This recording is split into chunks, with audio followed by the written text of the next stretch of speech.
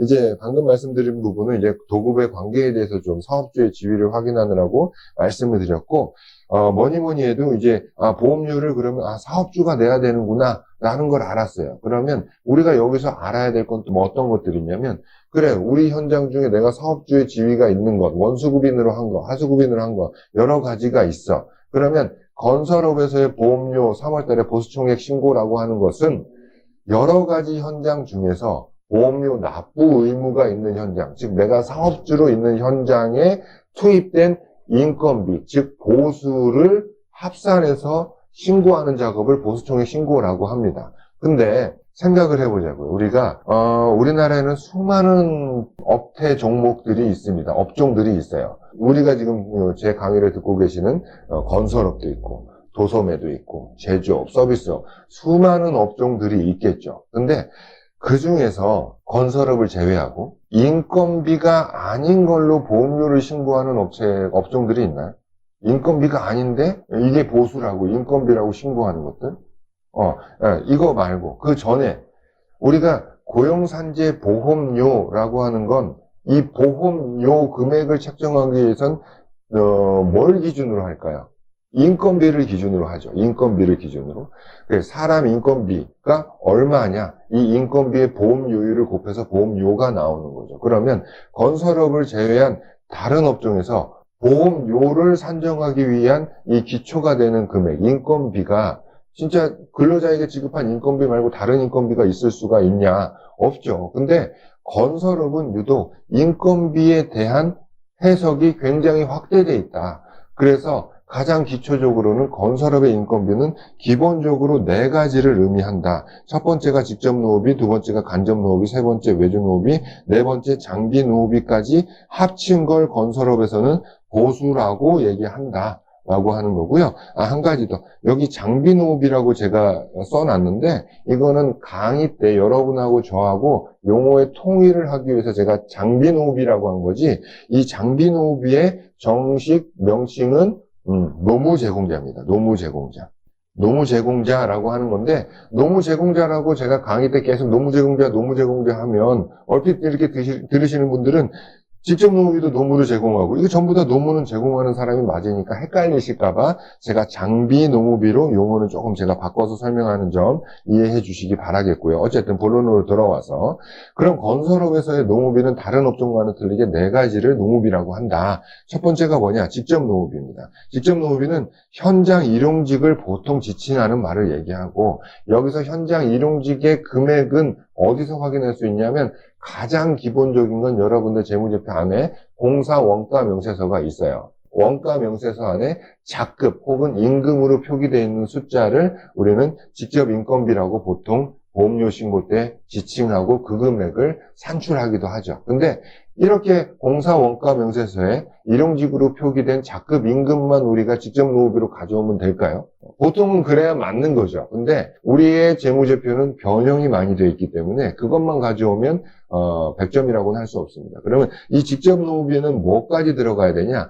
가장 여러분들 요 근래 요 한 5년 사이에 유행하던 것 중에 가장 대표적인 게 뭐냐면 사업소득자 3.3%가 직접 노후비에 해당이 되죠. 여러분들 한번 생각을 해보세요. 3.3%를 쓰시는 업체도 있고 3.3%로 신고를 안 하시는 업체도 있는데 이 3.3%를 그럼 현장에 이 3.3%를 신고하는 이 홍길동이라는 근로자가 있어요. 홍길동이라는 사람이 있어요. 이 사람은 처음에 현장에 들어왔을 때 근로자인가요? 아니면 사업소득자인가요? 처음에 일을 하러 왔을 땐 근로자 신분으로 일을 하러 왔겠죠. 그리고 근로를 제공을 하겠죠. 다른 일용직과 마찬가지 일을 하고 있는 거예요. 근데 우리가 어떤 특수한 환경에 따라서 여기서 말하는 특수한 환경은 하나밖에 없습니다. 뭐밖에 없을 것 같으세요? 건강보험 국민연금 신고하기 싫어서 이 근로자를 원래 국세청에는 근로소득으로 신고했어야 되는데 뭘로 신고했다? 근로자가 아닌 사업소득 3.3% 사업소득으로 신고한 것일 뿐이죠. 그러면 3.3% 신고한 이 사업소득자는 우리가 방금 제가 말씀드렸던 공사원가명세서의 작급의 이 금액이 합쳐져 있을까요? 아니죠. 공사 원가무세서의 작급 임금은 근로소득으로 신고한 일용직의 임금만 여기 들어가 있는 거죠. 그러면 사업소득으로 신고하신 분들은 어디 들어가 있냐? 대표적으로 뭐가 있을까요? 지급수수료나 다른 계정에 이 금액들은 들어가 있겠죠. 그렇기 때문에 직접노무비는 이 3.3%까지도 포함한 금액을 얘기해야 된다. 그리고 여기서 이제 3.3% 얘기가 나왔으니까 한마디만 덧붙이자면, 여러분들이 사실상 신분인 근로자인 분을 국세청에 근로소득이 아닌 3.3%로 신고했다라고 한다면, 원래 근로자였던 분의 신분이 국세청 신고로 인해서 이 사람의 신분이 근로자에서 사업소득자로 갑자기 신분이 바뀌어버릴까요? 이 사람은 사업소득자로 모든 게 정해질까요? 가장 흔한 예가 근로자로 일했는데 근로소득이 아닌 3.3% 신고함과 동시에 이 사람은 근로자의 지위를 잃어버리면서 퇴직금도 안 줘도 되고 뭣도 근로자로서 뭣도 안 챙겨줘도 되고 혹은 근로계약서도 안 써도 되고 이럴까요? 그건 아니라는 거예요. 여기서 잘못된 건 이 사람은 근로자가 100% 맞으나 그래서 국세청 신고를 근로소득을 했어야 되나? 다른 마음을 먹고 우리가 신고를 잘못한 것일 뿐이죠. 여기서 잘못 신고한 건 근로소득을 해야 되는데 3.3%로 이의신고를 잘못한 거죠. 그렇기 때문에 이 3.3% 신고하신 분은 어떤 문제를 제기하더라도 노동부 관련한 혹은 그 이상의 어떤 문제를 제기하시더라도 이 사업소득자는 근로자로서의 지위를 잃지 않는다. 즉 이 3.3%도 근로계약서를 쓰셨었어야 되고 이 3.3%도 퇴직금을 요구하면 주셔야 되고 연장근로수당, 주휴수당, 휴일근로수당 같은 것들 근로기준법에 정해놓은 모든 것들을 이 사업소득자로 신고된 여러분들의 일용직 근로자분들도 다 같이 당연히 누릴 수 있다. 이렇게 이해해 주시면 되겠습니다. 그래서 직접노무비에는 플러스 3.3%가 무조건 같이 들어간다. 그럼 이것만 하면 끝이냐? 아직 하나 남았죠. 누가 있냐면 직접노무비에는 용역사무실과 거래한 이 세금계산서가 남아있겠죠. 우리가 보통 계산서를 처리하고 외주를 준다라고 하면 여러분들 이건 아시겠죠? 외주를 줬을 때 우리가 외주노무비 산정하는 방법은 외주비, 즉 계산서 공급가액에 곱하기 작년까지는 30%, 올해부터는 29%죠.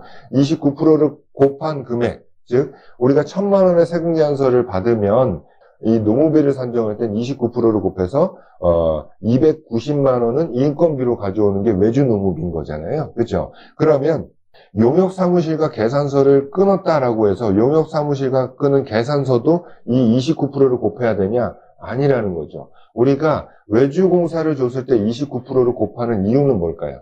이 계산서 금액 안에는 공사를 구성하는 3대 요소, 재료비, 노무비, 경비가 다 섞여 있다. 그래서 이 재료비, 노무비, 경비 중에서 보수총액 신고는 순수히 인건비만을 골라내서 신고하는 작업이기 때문에 이 공사의 3대 요소에서 재료비 말고 노무비만 골라내는 작업, 노무비만 이제 발췌해내는 작업을 하수급인 노무 비율이라고 해서 29%를 곱한 다음에 인건비로 만드는 거죠. 요 행위를 하는 건데 용역사무실과 계산서 거래한 거는 어떨까요?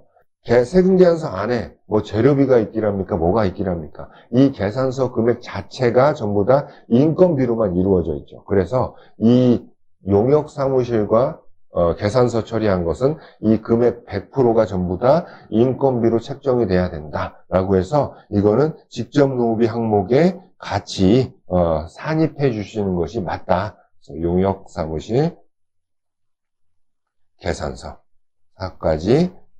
계산서까지 직접노무비에 들어간다. 이렇게 이해하시면 될 것 같습니다. 그래서 직접노무비에 대해서 알아봤고, 두 번째는 이제 간접노무비인데, 여기 보시면 현장 상주 상용직이라고 되어 있습니다. 근데 생각을 해보세요. 우리가 지금 여러분들이 저랑 같이 공부하는 건 어떤 분야죠? 고용산재 보험료에 대한 부분입니다. 보험료에 대한 거. 이 우리나라에 존재하는 모든 보험료는, 상해보험이든 모든 보험료는 뭘 기준으로 요율을 산정하냐? 요율을.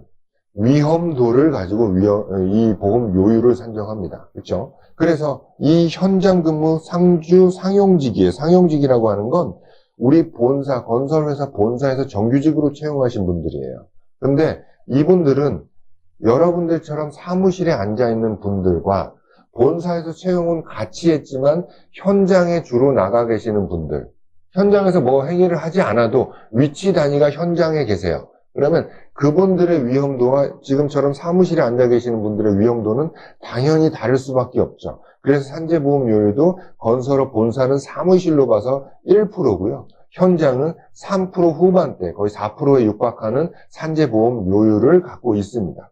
그렇듯 위험도가 다르기 때문에 요율이 다른 거예요. 산재보험료율이. 그렇기 때문에 아무리 본사에서 정규직으로 우리가 고용했다 하더라도 이분들이 있는 위치가 위험도가 있는 위치이기 때문에 이 상용직, 현장직, 즉 공사부 직원의 보험료는 현장에서 산정을 해야 된다라고 해서 간접노무비, 현장 상주, 상용직도 현장으로 끌고 와야 된다. 이렇게 이해하시면 될 것 같고요. 그 다음에 이제 외주노무비입니다.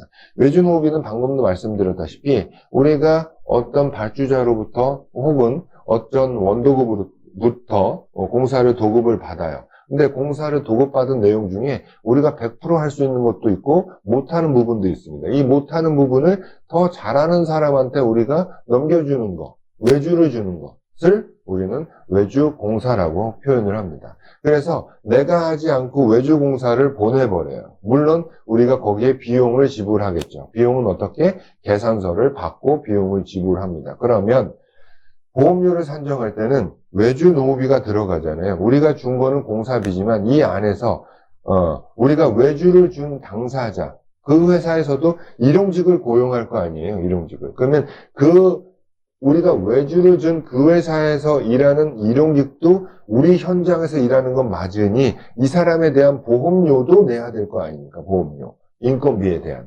그러면 우리는 1억의 외주를 줬습니다. 1억 공사비에 외주를 줬어요. 그러면 이 안에 인건비가 얼마가 들어가 있는지 자세하게 알 수가 없어요. 모든 공사를 그걸 파악할 수 없다고요. 그래서 국가에서는 대통령이 0으로 매년 니네가 외주를 줬으면 이 외주비에, 외주 공사비에 30%, 올해는 29%는 인건비로 해라 라고 매년 0으로 법으로 만들어집니다. 그러면 1억의 외주를 줬으면 29%인 2,900만 원이 인건비다 라고 하는 거죠. 그러면 이 단계에서 가장 억울해 하시는 분들이 많죠. 왜냐하면 우리는 재료비 포지션이 굉장히 높은 직업이고 재료비 포지션이 굉장히 높은 공사를 외주를 준다. 그래서 우리는 1억짜리 외주를 주면 이 안에 10%가 인건비가 설치비, 인건비가 될까 말까 한데 이거를 30%에 가까운 금액에 대한 보험료를 내라고 하니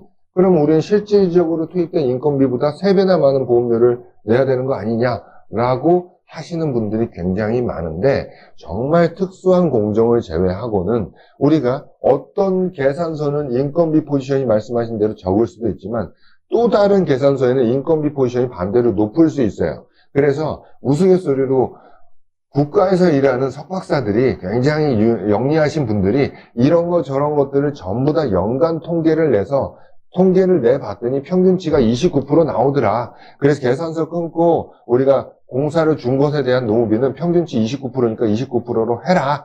라고 하는 게 이제 고용산재보험의 이제 법입니다. 그렇게 이해하시면 될 것 같아요. 그래서 외주 노무비는 내가 외주 공사를 준 것에 대한 노무비를 산정하는 것. 이게 외주 노무비다. 이렇게 아시면 되겠고요. 다음 장비 노무비가 있습니다. 장비 노무비는 뭐냐면 정식 명칭은 노무 제공자고요. 장비 노무비는 일단 두 가지가 있습니다. 내용 설명에 들어가기 앞서서 우리는 지금 고용산재보험을 동시에 배우고 있는 거예요. 그럼 고용보험이 있고 산재보험이 있습니다. 그러면 장비대에 대한 3월에, 지금 3월에 보수청에 신고를 하실 때 장비대에 대한 고용보험은 지금 산정하는 게 맞을까요? 틀릴까요? 아까 고용산재보험을 산정할 때. 아니다. 장비 노무비에 대한, 노무제공자에 대한 고용보험은 지금 절대 나올 일이 없다. 지금 논쟁의 가치가 절대 없다. 라고 여러분들 이해하시면 되겠고, 이 3월의 보수총회 신고에는 건설 장비의 산재보험료만 산정하는 거다. 이렇게 여러분들 이해를 하셔야 됩니다. 이해를 하셔야 돼요. 그러면 지금 장비에 대한 고용보험은 아예 들여다볼 필요가 없다. 우리 현장에는 원도급도 있고, 하도급도 있어요. 근데 각각 원도급은 어떤 보험료를 내죠? 산재보험료와 고용보험료를 내죠. 하도급은 아무것도 안 내는 현장이죠, 보험료를. 그리고 뭐 조금 이따 배울 거지만 고용보험 승인 현장이 또 있어요. 하수급인인데, 같은 하수급인인데 이거는 보험료를 원청에서 내준 하도급이고, 이 고용승인은 산재는 원청이 내고 고용만 하도급한테 니들이 사업주 하면서 니들이 내라고 내려준 거예요. 그러면 이거는 우리가 고용보험만 내야 되는 의무가 있는 현장이고, 또 다른 거는 또 산재 승인 현장도 있는데 이거 마찬가지입니다. 산재만 내야 되는 현장이 있는 거죠. 만약에 우리 회사가 100% 하도급으로만 이루어져 있고 하도급 중에 고용 승인만 받았어 라고 한다면 지금 3월에 장비 노무비에 대한 걸 고민할 필요가 없다. 왜? 산재를 내야 되는 원도급도 없고 산재 승인도 없고 하도급 아니면 고용 승인인데 장비 노무비를 우리가 고민할 필요가 없겠죠. 이거는 산재 보험료만 내는 거니까. 그래서 그렇게 이해하시면 좋을 것 같아요. 그래서 장비 노무비의 고용보험은 3월에 산정하는 게 아니다. 이때는 산재만 산정하는 거다라는 걸 하나 염두에 두시고, 장비 노무비라는 건 그런 겁니다. 건설기계 27종 플러스 뒤에도 나오지만 3종이 플러스 됐죠. 추가됐죠. 사다리차, 지게차 뭐 이런 것들이 뒤에 쭉 교재 보면 나올 겁니다. 뒤에 가서 자세히 한번 또 다뤄드릴 건데, 이 건설기계 플러스 3종을 우리가 고용하거나 사용했을 때, 이 장비를 사용했을 때 예전에는 장비에 대한 거는 우리가 보험료 때 산정을 하지 않았었는데 코로나 시기를 지나고 나서 어려운 시기를 지나다 보니까 이 장비에 대한 산재 처리가 굉장히 어려워지다 보니까 건설 도급 형태에서 건설 현장에서 일한 거니까 건설 현장에서 아예 책임져 라고 들어와 버린 거예요. 몇 년 전에. 그래서 장비에 대한 거는 산정법도 두 가지가 있습니다. 우리가 건설기계 27종 플러스 3종을 썼을 때 산재보험료만 산정을 하는데 두 가지 산정법이 있죠. 하나는 출력일수법, 출력일수 곱하기 건설의 일평균 단가 93,000 얼마죠? 를 곱해서 계산하는 방법. 또 하나는 외주비와 동일하게 계산서 금액에 장비를 쓰면 계산서를 받고 돈을 지불하겠죠. 계산서 금액에 똑같이 하수급인 노무 비율인 계산서 곱하기 29% 하수급인 노무 비율을 곱해서 나오는 장비 노무비로 우리가 보험료 신고하는 방법 두 가지를 사용하고 있습니다. 이 두 가지는 뭘 해야 맞은 거예요 라고 한다면 뭐가 맞다 뭐가 틀리다가 아니고 우리가 어떤 서류가 준비되어 있는가에 대한 기준으로 두 가지 중에 한 가지 보험료로 기준으로 산정하시면 될 것 같습니다. 여기에 대한 것도 뒤에 자세히 나오니까 그때 다시 한번 설명드리도록 하겠습니다. 그 다음에 근로내역, 노무비대장, 공수, 일수, 출력일부 이런 것들이 나오는데 한번 보시면 되겠고요.